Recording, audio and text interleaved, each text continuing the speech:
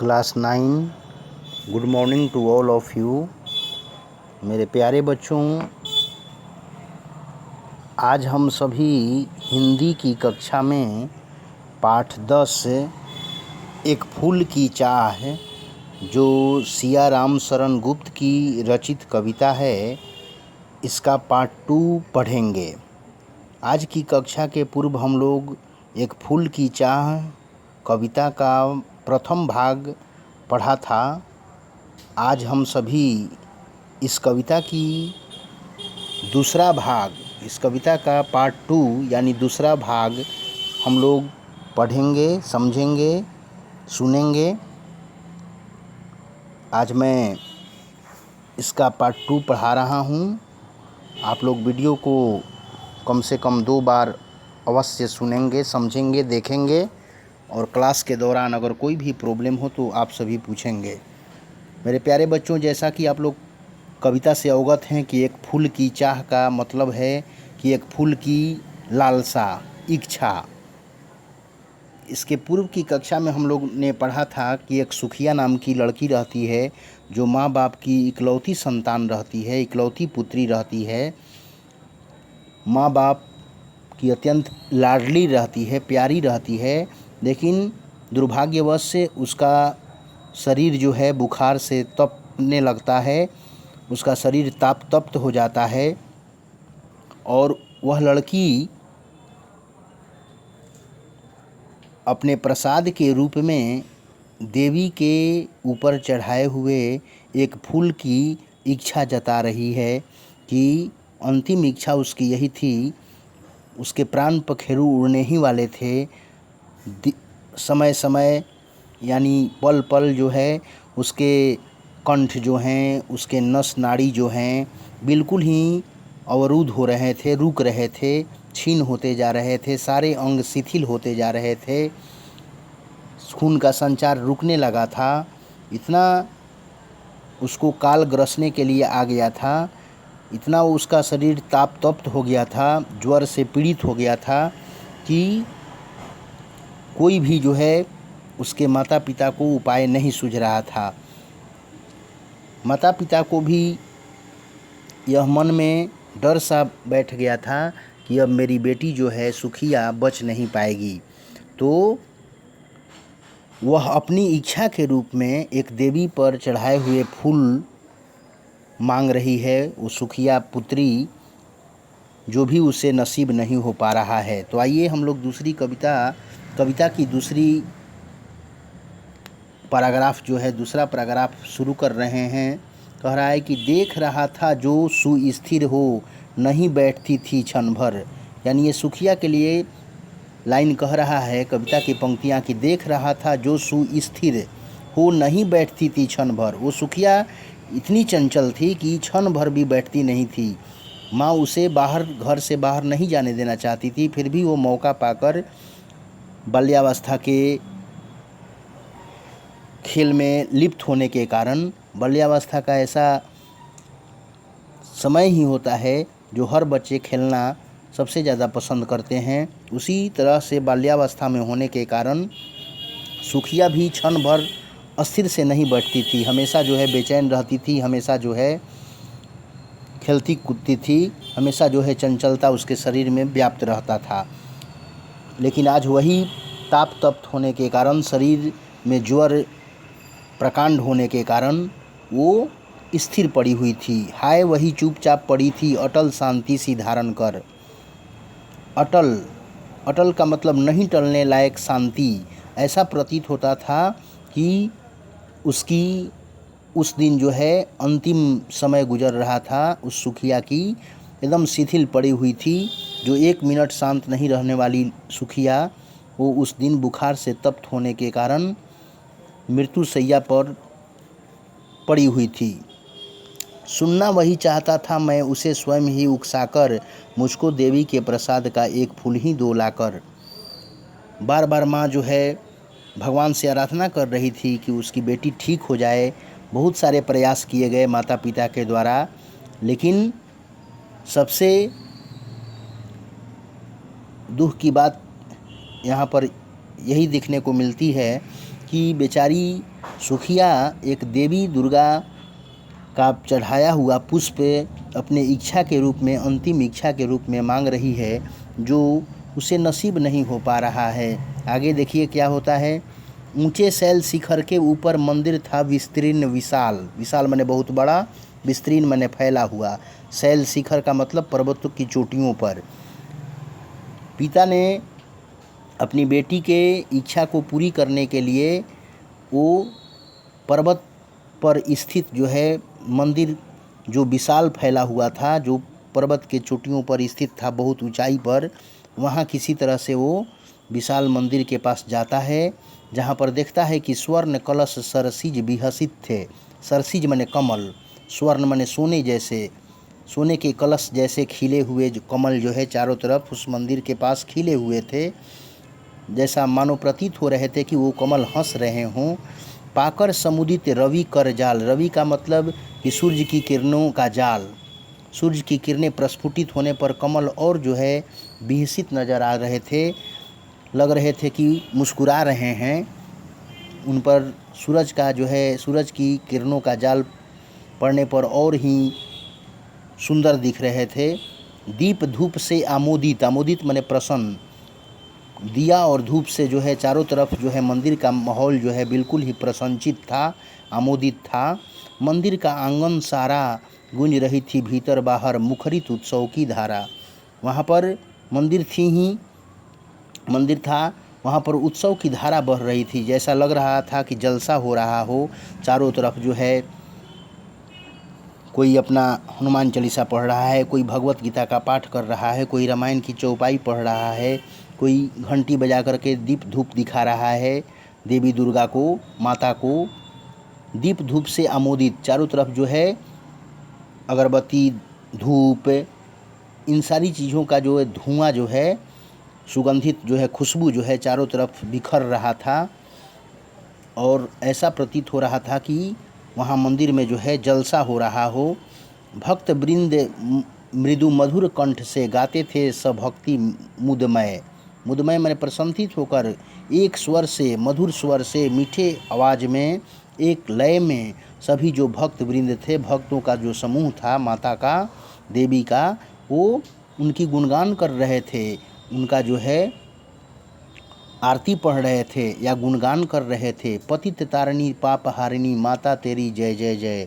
ये पंक्ति जो है यही कह करके सभी भक्त वृंद एक भाव में, एक लय में, एक स्वर में सभी जो है माता का जो है जय जयकार कर रहे थे। कह रहे थे कि पतित तारिणी, यानी हे माँ, हे देवी, आप पतितों को तारने वाली हैं, जो नीच हैं उनका उद्धार करती हैं, उसको ऊंचा बनाने वाली हैं। पाप हारिणी, आप पाप को भी, कष्टों को भी हरने वाली हैं माँ। इसलिए माँ तेरी जय जय जय हो, तेरी जयकार हो माँ, तुम्हें सत सत प्रणाम है, कोटिस प्रणाम है। सभी भक्त वृंद इन पंक्तियों को गा गा करके माता को खुश करने की कोशिश कर रहे थे। मेरे मुख से भी निकला बिना बढ़े ही मैं आगे को, जाने किस बल से ढिकला। मेरे मुख से भी निकला, यानी उस सुखिया के पिता भी जो मंदिर में फूल लाने के लिए गए थे अपनी बेटी की इच्छा को पूरी करने के लिए, तो वो भी जो है उनके मुख से भी माता की जयकार निकला अंदर से। वो तो दुख से विह्वल थे, दुख उनके ऊपर जो है पहाड़ सा आ गिरा था, फिर भी जो है अंदर से माँ के प्रति उनका भी जो है गुणगान निकला, माता का प्रणाम किए। और ऐसा उन्हें प्रतीत हुआ कि बिना आगे बढ़े, बिना पैर बढ़ाए हुए उनको लगा कि कोई ढकेल करके जो है मंदिर के समीप कर देता है, ऐसा उन्हें प्रतीत होता है। इसलिए को बिल्कुल ही बेचैन थे सुखिया के पिता। उन्हें पल पल जो है पहाड़ जैसा प्रतीत हो रहा था। उनको ऐसा लग रहा था कि किसी तरह मैं अपनी बेटी को फूल दे करके जो उसकी अंतिम इच्छा थी उसे बचा लें।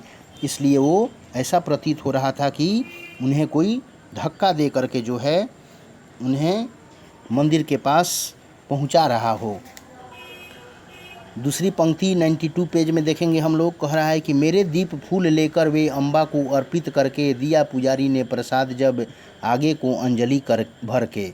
मेरे दीप फूल लेकर, यानी दीपक और फूल लेकर अम्बा माने माँ को अर्पित करके, माँ को चढ़ा करके जब पुजारी उस व्यक्ति को प्रसाद देने आता है तो सुखिया के पिता जो वहाँ पर गए थे, वो पुजारी के द्वारा अंजलि भरकर दोनों हाथ जोड़ कर के श्रद्धा भाव से उस प्रसाद को ग्रहण कर लेते हैं। भूल गया उसका लेना झट परम लाभ सा पाकर मैं, वो जो है सुखिया के पिता भूल जाते हैं उसको लेने के लिए लाभ पा कर के, यानी उनको लगता है कि लालच जैसा हो जाता है और उसको लेना भूल जाते हैं, फूल को लेना भूल जाते हैं। सोचा बेटी को मैं माँ के ये पुण्य पुष्प दूँ जाकर मैं, यानी हाथ में तो प्रसाद के रूप में जो है अंजलि भर कर के फूल ले लेते हैं और ये सोच रहे हैं कि बेटी को मैं जा कर के ये माता का चढ़ाया हुआ पुष्प दे दूंगा। सिंह पौर तक भी आंगन से नहीं पहुँचने मैं पाया, यानी वो सुखिया के पिता सिंह पौर का मतलब होता है कि मंदिर के मुख्य द्वार से आंगन तक भी नहीं पहुंच पाए कि सहसा यह सुन पड़ा। अचानक उन्हें सुनाई देता है कि कैसे यह अछूत भीतर आया। अछूत का मतलब नीच, जो नीच जाति के लोग होते हैं उन्हें अछूत कहा जाता है, जिससे लोग छूने में संकोच करते हैं, जिससे लोग अलग रहना चाहते हैं, जिसके शरीर में छूना नहीं चाहते हैं लोग, उसको अछूता समझते हैं, उसको नीच जाति का लोग जो समझते हैं, जैसे हरिजन वगैरह जो है उसको अक्सर लोग अछूत समझा करते हैं। तो उसी तरह से ऐसा दुर्भाग्य उस सुखिया के पिता पर आ पड़ता है कि इधर उसकी बेटी जो है मृत्युशैया पर फूल का इंतज़ार कर रही है और एक फूल भी उसके पिता जो है लाने में असमर्थ रहते हैं। फूल तो ले लेते हैं लेकिन ऐसा दुर्भाग्य उनके सामने भयंकर विपत्ति आ पड़ती है कि वो मंदिर के द्वार से आंगन तक भी फूल लेकर के नहीं पहुँचे कि उन्हें सहसा मने अचानक सुनाई पड़ा कि यह अछूता व्यक्ति यानी सुखिया के पिता मंदिर के भीतर कैसे प्रवेश कर गए। पकड़ो देखो भाग न जावे बना धूर्त यह है कैसा। उधर से जितने भी पुजारी वगैरह थे या भक्तगण थे, दौड़ो दौड़ो पकड़ो, इस तरह से सुखिया के पीछे दौड़ने लगते हैं उसको पकड़ने के लिए, सुखिया के पिता को पकड़ने के लिए। धूर्त कहते हुए, छलिया कहते हुए, धोखेबाज कहते हुए उसको पुजारी समेत जितने भी भक्त थे वहाँ मौजूद या मंदिर के रक्षक, वे सभी जो है सुखिया के पिता को अछूता समझकर कैसे ये मंदिर में अछूता प्रवेश कर गया उसको पकड़ने के लिए पीछे से दौड़ उठते हैं। साफ स्वच्छ परिधान किए हैं भले मानुषों के जैसा। सुखिया के पिता के वस्त्र परिधान माने वस्त्र जो है साफ सुथरे थे, मनुष्य जैसा थे, एक सभ्य मनुष्य के जैसा थे, लेकिन उनके सामने तो ये दुर्भाग्य सा आ गया था जिसको वो समझ नहीं पा रहे हैं कि आखिर हो क्या गया। वो तो समझते हैं कि ये प्रसाद पुजारी के द्वारा जो फूल मैंने लिया है वो ले जा कर के जो है अपनी बेटी को दे दूंगा और उसकी अंतिम इच्छा पूरी होते ही माँ देवी के आशीर्वाद से वो उसका ज्वर जो है ठीक हो जाएगा, मेरी बेटी बच जाएगी। लेकिन प्रकृति का खेल ही अजब है, उन पर जो है ठीक उल्टा जो है संकट आ जाता है। पापी ने मंदिर में घुसकर किया अनर्थ बड़ा भारी, अनर्थ माने बेकार। उसको अछूता समझ कर के मंदिर के जितने भी रक्षक और पुजारी थे, भक्तगण थे, सभी जो है सुखिया के पिता को अछूता समझ कर के, पापी समझ कर के उसे पकड़ लेते हैं और उस पर अछूता का इल्ज़ाम लगाते हैं, आरोप लगाते हैं कि तुमने अछूता व्यक्ति हो, तुम मंदिर में घुस करके इस मंदिर को अपवित्र कर दिया है, मंदिर को नष्ट कर दिया है, कलुषित माने गंदा कर दिया है, कलुषित कर दी है मंदिर की चिरकालिक सुचिता सारी। जो चिरकालिक माने पुराने समय से जो मंदिर पवित्र थी, सुचिता माने पवित्र थी, इस मंदिर की सारी पवित्रता को तुमने कलुषित कर दी है। सुखिया के पिता पर पुजारी समेत जितने भी वहाँ रक्षक थे, मंदिर के कर्मचारी थे, वो सभी जो है सुखिया के पिता पर आरोप लगाते हैं कि तुमने इतने दिनों से मंदिर की जो पवित्रता थी वो सब कलुषित कर दी है, तुमने गंदी कर दी है, तुमने मंदिर की जो है पवित्रता को नष्ट कर दिया है, गंदा कर दिया है। जो इतना दिन से पवित्र मंदिर था उसको तुम कलुषित कर दिए हो। सुखिया के पिता पर इल्ज़ाम लगाया जाता है, आरोप लगाया जाता है। बेचारा एक तो बेटी के कष्ट से उसका हृदय फटा जा रहा है, लेकिन प्रकृति का ऐसा खेल ही अजीब है कि विधाता ने उसकी बेटी को बचाने के सिवाय उस पर ऐसा कहने का मतलब विधाता के द्वारा तो ये नहीं हो रहा है। विधाता जो भी करते हैं अच्छा ही करते हैं, लेकिन ये ऐसा उस पर उल्टा जो है संकट आ पड़ता है कि एक तो बेटी का जो है फूल की प्रतीक्षा करना और वो भी उसके पिता के द्वारा फूल को नहीं पहुंचा पाना, ये बिल्कुल ही असह्य पीड़ा है। पिता के द्वारा बिल्कुल ही इस बात को सुन कर के हृदय जो है वेदना से भर जाता है। तो उस पर इल्ज़ाम लगा दिया सभी मंदिर के कर्मचारियों ने, पुजारियों ने, कि इतने दिनों से जो मंदिर की पवित्रता है उसको तुमने नष्ट कर दिया है, कलुषित कर दिया है। सुखिया के पिता को समझ में नहीं आता है कि आखिर ये हो क्या गया मेरे समय, मुझे इस मंदिर में आने का क्या पाप हो गया। सुखिया के पिता को समझ में नहीं आ रहा है। ऐ क्या मेरा कलुष बड़ा है देवी की गरिमा से भी, किसी बात में हूँ मैं आगे माता की महिमा के भी। ऐ क्या मेरा कलुष माने कलंक बड़ा है। सुखिया के पिता भी अपनी सफाई देते हुए बेचारा कहता है कि मैं तो अभी, मेरा क्या कलुषित है, मैंने क्या पाप किया है। मंदिर में आकर के मैं एक फूल, वो पुजारी के दिया हुआ फूल और प्रसाद लेकर के मैं जा रहा हूँ मंदिर का, देवी का दर्शन करके, तो इसमें मैंने कौन सा बड़ा पाप कर दिया, कौन सा बड़ा कलंक कर दिया। देवी की गरिमा जो है, देवी की गरिमा से मैं यहाँ आया हूँ, देवी के आशीर्वाद से यहाँ पहुँच पाया हूँ, और उन्हीं के आशीर्वाद से पुजारी का दिया हुआ जो ये फूल है मैं ले करके माता की महिमा से जा रहा हूँ। तो इसमें मैंने क्या अछूता काम कर दिया, मैं क्या इसमें पाप कर दिया हूँ। सुखिया के पिता मंदिर के पुजारियों को पकड़ने के बाद अपनी सफाई देते हुए कह रहे हैं, लेकिन उनकी बात को कोई सुन नहीं रहा है। अंतोगत्वा तो उन्हें बहुत मारपीट भी सभी भक्तों ने, पुजारियों ने घेर करके बहुत मुक्का घूंसा से मार भी रहा है सब। बहुत ही अजीब सी घटना घटित होती है कि हृदय जो है बिल्कुल ही जो है वेदना से भर जाता है कि एक तो बेटी का मृत्यु शैया पर फूल का इंतज़ार करना, और इधर उसके पिता को जो है बंधक बना करके अछूता का इल्ज़ाम लगा करके पकड़ लेना, ये बिल्कुल ही अजीब सी घटना प्रतीत होती है, जिसको पढ़ करके आँखों में अश्रु और हृदय जो है वेदना से भर जाते हैं।